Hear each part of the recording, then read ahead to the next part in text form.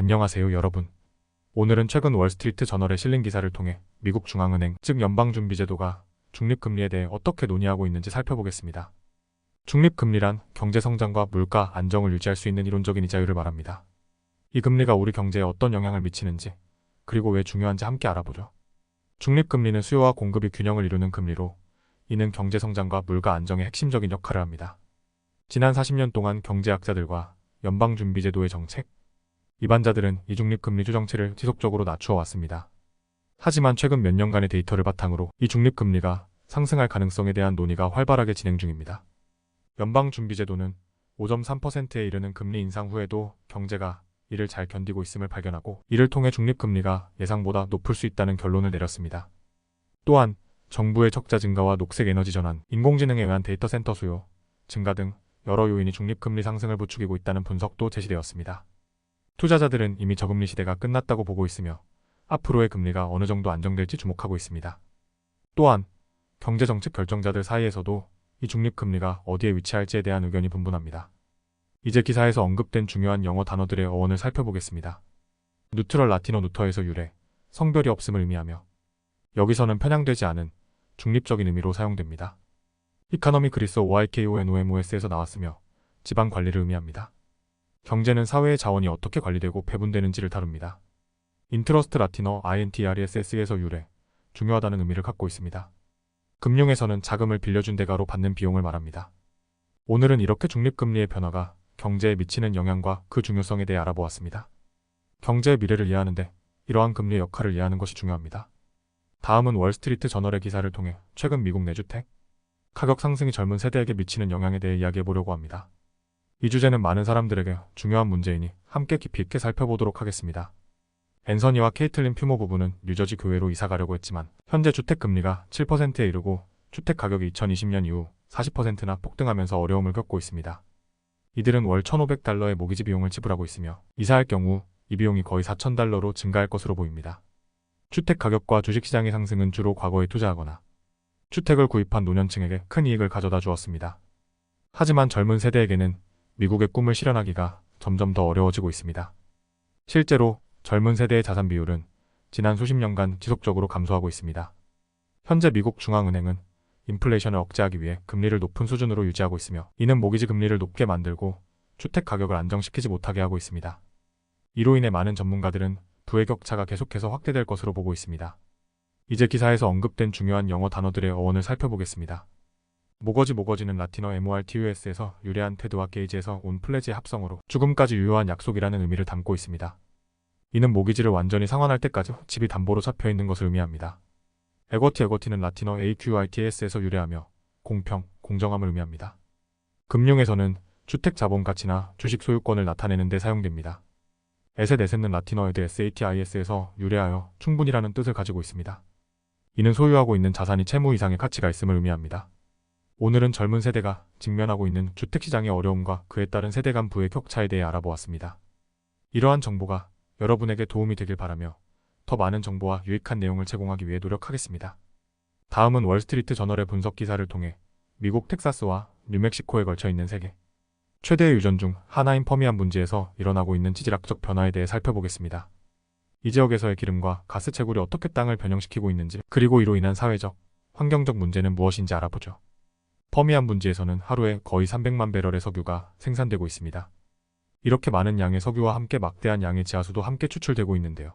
이 과정에서 발생하는 물의 주입과 추출은 지면을 최대 11인치까지 가라앉게 하거나 최대 5인치까지 부풀게 만들었습니다. 이러한 지면 변화는 도로와 같은 기반 시설에 영향을 줄 뿐만 아니라 지역 사회의 지진을 일으키고 음용수 오염 가능성을 높이는 등의 문제를 야기하고 있습니다. 특히 지하수 관리를 담당하는 타이 에드워드와 같은 지역 주민들은 이러한 변화가 지역의 지질학적 안정성에 상당히 야생적인 영향을 미치고 있다고 우려하고 있죠. 석유 회사들은 이 문제를 해결하기 위해 더 강력한 우물을 구축하고 재사용 가능한 물 관리 방안을 모색하는 등 여러 가지 조치를 취하고 있습니다. 하지만 텍사스주 정부의 규제가 충분하지 않다는 비판도 많으며 연방 정부의 개입을 요구하는 목소리도 높아지고 있습니다. 기사에 등장하는 몇 가지 중요 단어들의 어원을 살펴보겠습니다. 서브사이드 라틴어 SUBSIDR에서 유래했으며 가라앉다라는 의미를 가지고 있습니다. 이 단어는 지면이 내려앉는 현상을 설명할 때 사용됩니다. 익스펜드 라틴어 EXPANDR에서 나왔으며 펼치다, 넓이다라는 뜻입니다. 여기서는 땅이 부풀어 오르는 현상을 묘사하는 데 쓰입니다. 프랙처 라틴어 FRANGER에서 유래한 깨다라는 의미를 담고 있습니다. 셰일 가스 추출에서 바위를 깨는 과정을 설명하는 데 사용됩니다. 퍼미안 분지에서 일어나고 있는 지질학적 변화와 그로 인한 사회적, 환경적 문제에 대해 알아보았습니다. 이러한 정보가 여러분들에게 유용한 통찰을 제공했기를 바랍니다. 다음은 월스트리트 저널에서 보도한 내용을 바탕으로 캘리포니아에서 패스트푸드 체인의 최근 가격 인상 현상에 대해 살펴보겠습니다. 이번 가격 인상은 캘리포니아 주가 패스트푸드 업계 최저임금을 대폭 상향 조정한 것에 따른 것입니다. 과연 이 변화가 소비자와 업계에 어떤 영향을 미치고 있는지 알아보도록 하죠. 캘리포니아는 2024년 4월부터 패스트푸드 근로자의 시간당 최저임금을 $20로 인상했습니다. 이는 기존 주 전반의 $16보다 25% 높은 금액입니다. 주 정부와 일부 지지자들은 이 조치가 수십만 패스트푸드 근로자들의 임금과 근무 조건을 개선할 것이라고 주장합니다. 이 최저임금 인상에 따라 치폴레, 치필레이, 맥도날드 등 캘리포니아 내 많은 패스트푸드 체인에서 메뉴 가격이 상승했습니다. 예를 들어 치폴레는 가격이 6%에서 7% 상승했으며 치필레이는 특정 메뉴의 가격이 13%까지 올랐습니다. 이러한 가격 인상은 다른 주보다 더 빠르게 진행되고 있습니다. 가격 인상에 따라 일부 소비자들은 지출을 줄이거나 독립음식점으로 소비를 전환하고 있습니다. 또한 일부는 패스트푸드를 덜 자주 이용하거나 다른 저렴한 옵션을 찾고 있습니다. 이는 패스트푸드 체인뿐만 아니라 캘리포니아주 경제에도 영향을 미칠 수 있는 중요한 변화입니다. 기사에서 사용된 주요 영어 단어들의 어원을 살펴보겠습니다. 웨이지는 중세 영어 웨이지에서 유래하며 지불이라는 의미를 갖고 있습니다.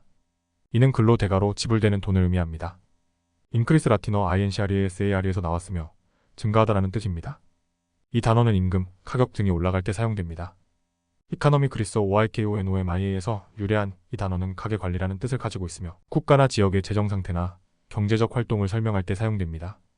캘리포니아의 패스트푸드 체인에서 발생한 최저임금 인상과 그로 인한 가격 인상 현상에 대해 알아보았습니다. 이러한 변화가 앞으로 소비자 행동과 경제 전반에 어떤 영향을 미칠지 지켜보는 것이 중요할 것입니다. 마지막으로 최근 월스트리트 저널에 보도된 애플의 중국 내 스마트폰 시장 점유율 변화에 대해 알아보겠습니다. 중국 시장에서 애플이 겪고 있는 도전과 경쟁 구도 그리고 이에 따른 시장 점유율의 변동을 살펴보도록 하겠습니다. 최근 발표된 국제 데이터 기업 IDC의 보고에 따르면 중국의 스마트폰 출하량은 전년 대비 6.5% 증가하며 성장세를 보이고 있습니다. 하지만 애플은 이 치열한 시장에서 점유율 15.6%로 4위에 그치며 전년 대비 6.6%의 출하량 감소를 경험했습니다. 이는 화웨이 아너 그리고 OPPO와 같은 중국 국내 기업들과의 치열한 경쟁 때문입니다. 아너는 시장 점유율 17.1%로 2분기에 가장 높은 성장을 기록하며 1위로 올라섰습니다. 화웨이도 17%의 점유율로 강력한 성장을 이어가고 있으며 그 뒤를 OPPO가 15.7%로 이어가고 있습니다. 이들 기업은 특히 고급형 모델과 접는 폰, 인공지능 기술 등을 통해 시장에서 차별화를 꾀하고 있습니다. 애플은 이러한 경쟁 속에서 가격 프로모션을 시도했으나 경쟁사들의 격렬한 마케팅 전략을 상쇄하기에는 부족했습니다. IDC는 특히 고급 스마트폰 시장에서 안드로이드 기반 제품들이 애플과의 차별화를 꾀하고 있다고 언급했습니다. 애플의 다가오는 분기 실적 발표에서 이러한 시장 동향이 어떻게 반영될지 주목되고 있습니다. 몇 가지 핵심 영어 단어들의 어원을 살펴보겠습니다. 마컷은 라틴어 MERCATUS에서 유래했습니다. 이는 거래라는 의미를 가지며 상품이나 서비스가 거래되는 장소 또는 그 환경을 의미합니다. 컴퍼티션은 라틴어 COMPTRE에서 나왔으며 함께 요구하다 또는 함께 찾다라는 뜻을 가지고 있습니다. 이는 여러 참가자가 같은 목표를 향해 경쟁하는 상황을 설명할 때 사용됩니다. 프로모션 이 단어는 라틴어 PROMOVER에서 유래했으며 앞으로 움직이게 하다라는 의미를 담고 있습니다. 마케팅에서는 특정 상품이나 서비스를 널리 알리기 위한 활동을 가리킵니다. 애플이 중국 스마트폰 시장에서 겪고 있는 변화와 그 원인에 대해 살펴보았습니다. 글로벌 시장에서의 경쟁이 기업 전략에 어떤 영향을 미치는지를 이해하는 데 도움이 되었기를 바랍니다. 이번 영상이 유익했다면 좋아요 버튼을 누르고 채널 구독 및 알림 설정도 잊지 마세요. 여러분의 관심과 지지가 저희에게 큰 힘이 됩니다. 다음 영상에서 더 유익하고 흥미로운 내용으로 찾아뵙겠습니다. 감사합니다.